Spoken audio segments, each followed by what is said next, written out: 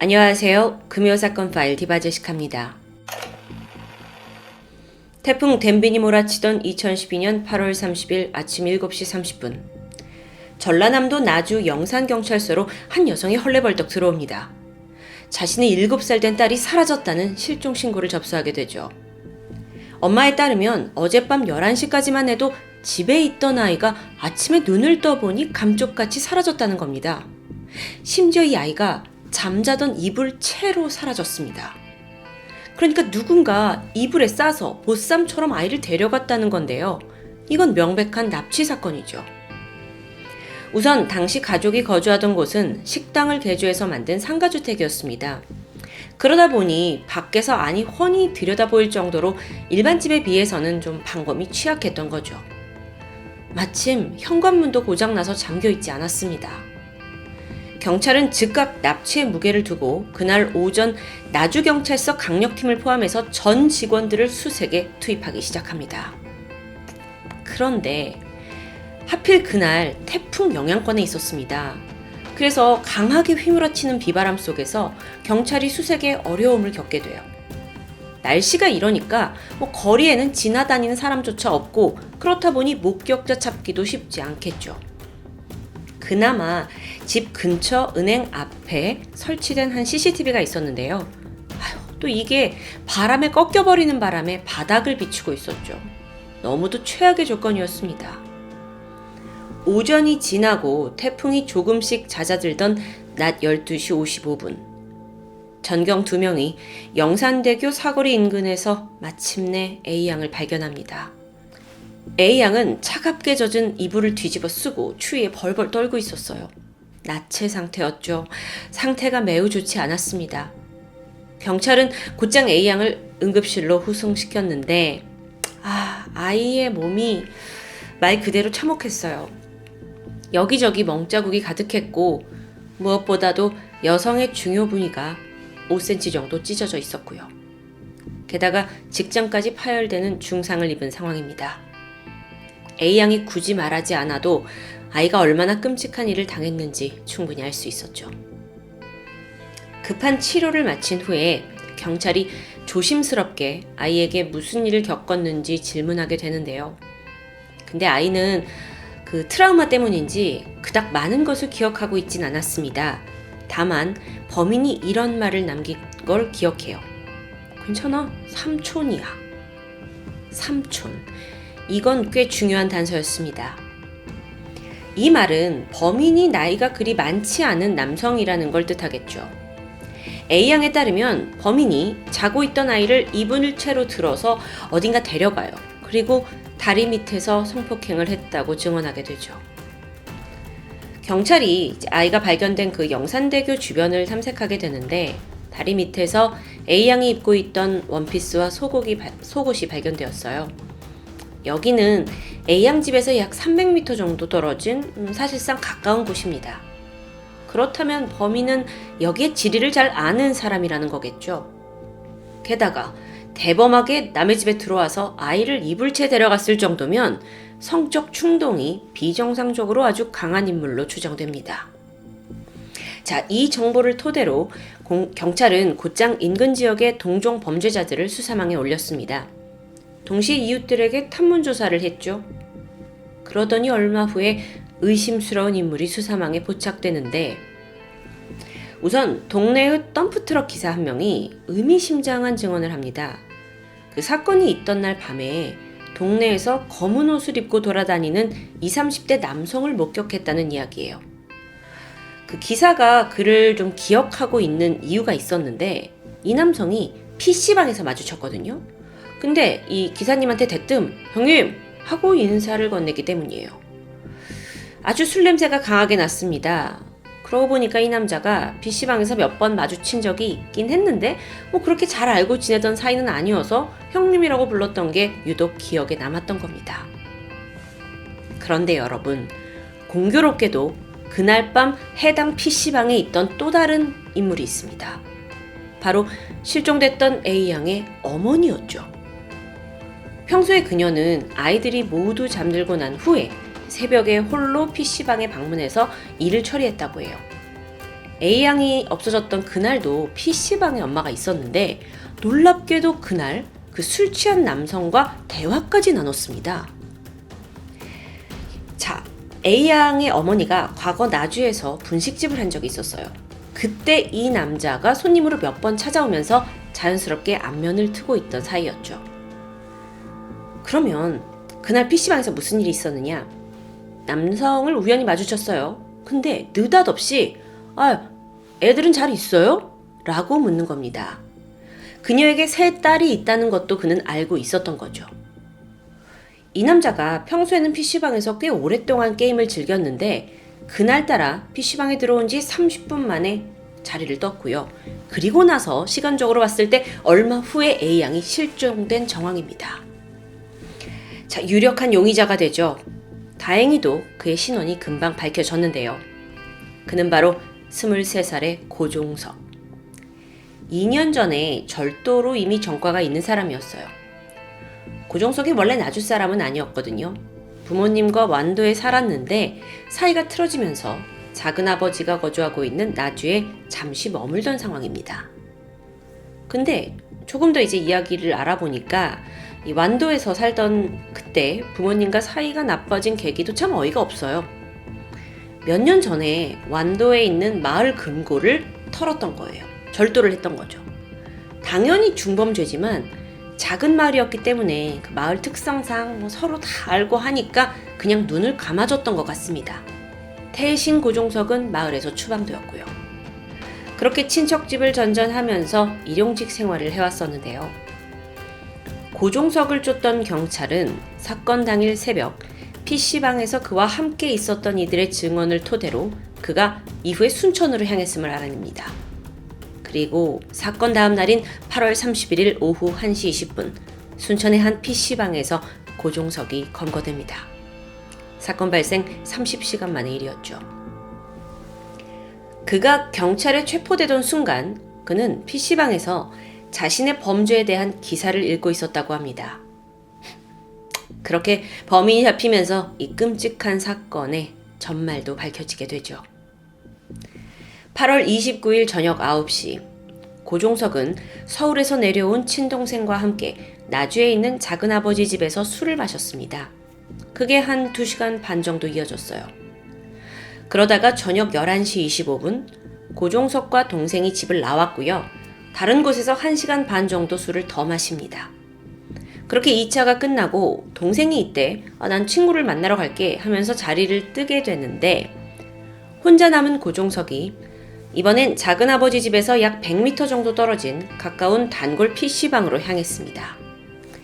당시 그는 이미 1, 2차 술에 많이 취해 있었죠. 게다가 성적인 충동에까지 휩싸인 상태였습니다.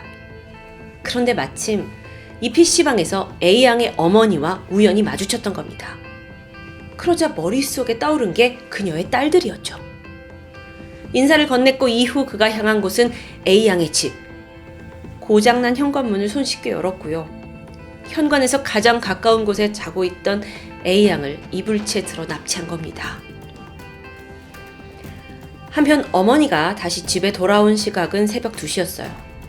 현관에 아이들 신발 다 있었고 거실에 보니까 A양을 뺀 2딸이 잠들어 있었죠. 원래 이 자녀들은 거실에서 모두 다 같이 함께 잔다고 합니다. 그런데 A양이 없어요. 하지만 이때 엄마는 안방에 가서 아빠랑 같이 자고 있구나 라고 생각을 했고 그대로 자신은 누워서 거실에서 잠에 듭니다.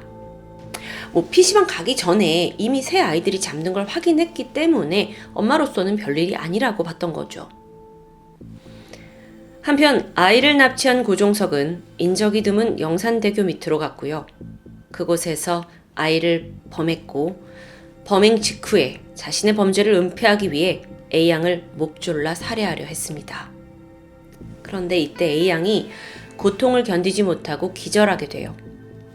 고종석은 즉각 아이가 죽었다고 생각을 했고 그대로 방치한 채 현장을 도주했던 겁니다. 그런데 또 이 와중에 도주비를 마련하기 위해서 인근 슈퍼에서 30만 원을 훔쳐서 달아나기도 하죠. 천만다행으로 아이가 정신을 차렸어요. 너무 두렵죠. 그리고 또 몸이 아프죠.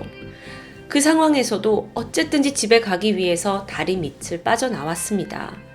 하지만 날씨가 험했잖아요. 그래서 얼마 못 가서 비바람 속에 쓰러지고 말았죠. 그러다가 시간이 지나서 그 대교 인근에서 경찰에게 발견된 겁니다. 정말 너무도 가슴이 찢어지는 사건이에요. 범인 고종석, 그는 2014년 2월 최종적으로 무기징역을 선고받았습니다. 당시 국내에서 이 조두순 사건의 여파로 성폭력 범죄 처벌에 관한 특례법이 제정됐어요. 그래서 13세 미만 청소년에 대한 성폭행은 최소 10년 이상, 최대 무기징역의 징역형을 선고하도록 법이 바뀌어 있었죠. 다행입니다. 그리고 여기에 더해 고종석은 대한민국의 화학적 거세 1호 범죄자가 됩니다. 화학적 거세라는 건 약물을 주입해서 남성 호르몬을 80% 이상 저하시키는 방법인데요. 성적 충동을 억제하기 위한 치료법으로 쓰이고 있죠. 2023년 현재까지 국내에서 화학적 거세를 선고받은 범죄자는 총 86명 정도로 알려져 있습니다. 이 사건 당시에 굉장히 센세이션했는데 판결이 내려졌을 당시에 검찰은 범인 고종석이 사형을 받아야 한다라고 주장했어요. 그럼에도 그가 무기징역을 받은 이유는 범행 당시 그가 술에 취해 있었잖아요. 그래서 심신미약이었다라는 게 적용되었기 때문입니다.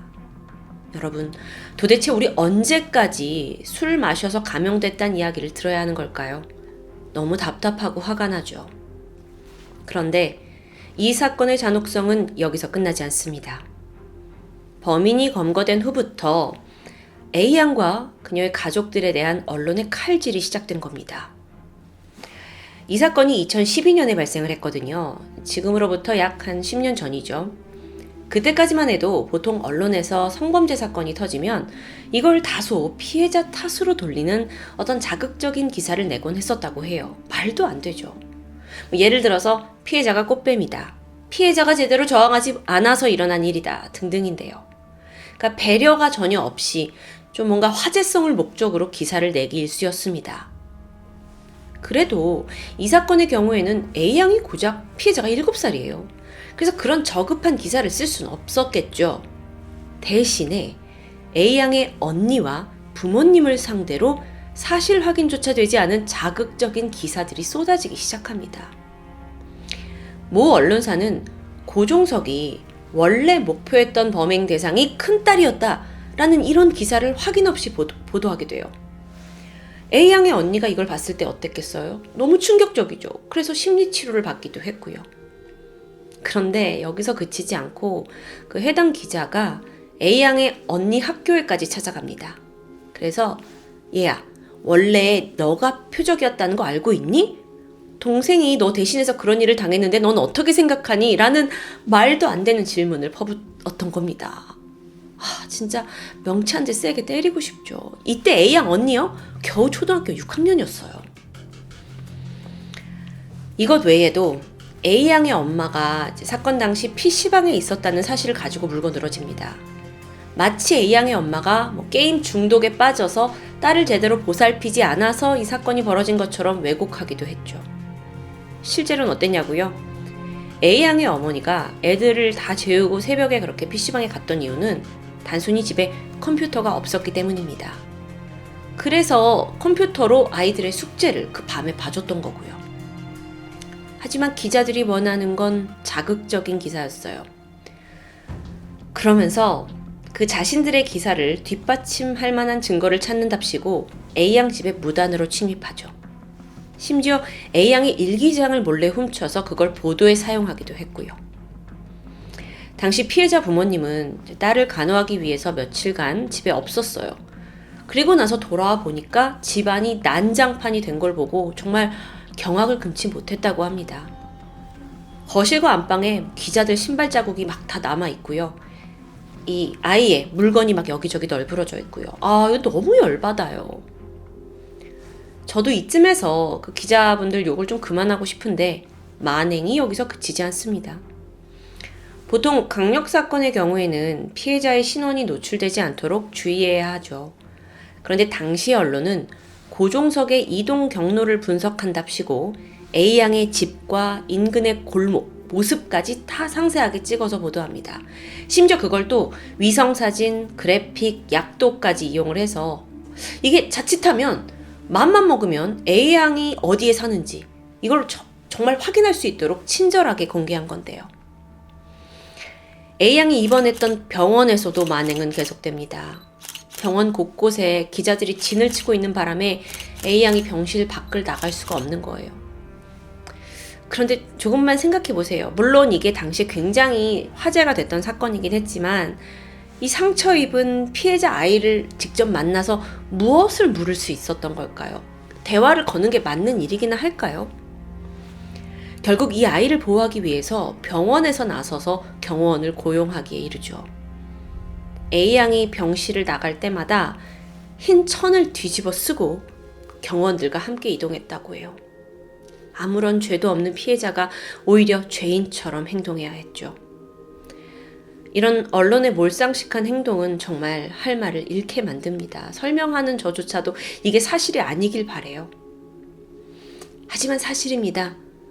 이 외에도 A양의 진료 사진 훔쳐서 보도했고 또 의식이 아직 온전하지 않았던 아이의 몸을 찍어서 방송에 내보냈고 더 열받는 건 A양의 어머니와 고종석이 사실은 내연관계였다라는 기사까지. 이런 막장 취재가 정말 끝이 없었는데 이런 보도는요 그냥 단순히 가십거리를 넘어서 재판에까지 영향을 줬습니다. 판사가 A양의 어머니한테 재판장에서 뭐라고 물었냐면 그 어머니 정말 고종석과 친분이 없는 게 맞아요? 라고 물었을 정도니까요. 왜 제가 더 부끄러운 걸까요? 참다 못한 A양의 가족들은 2013년 7월에 언론을 상대로 소송을 걸었습니다. 그리고 2014년 3월 승소했죠. 판결문을 보면 언론이 피해자를 상대로 어떤 잘못을 했는지 아주 구체적으로 나열되어 있었어요. 제가 설명드린 내용들이요.